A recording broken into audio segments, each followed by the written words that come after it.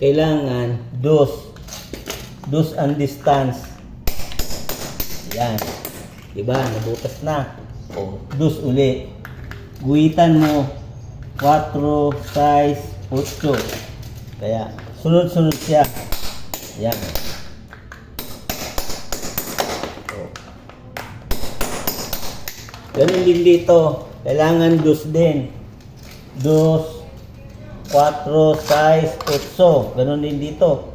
2, 4, 6, 8. Bubutasin natin yan. Yan.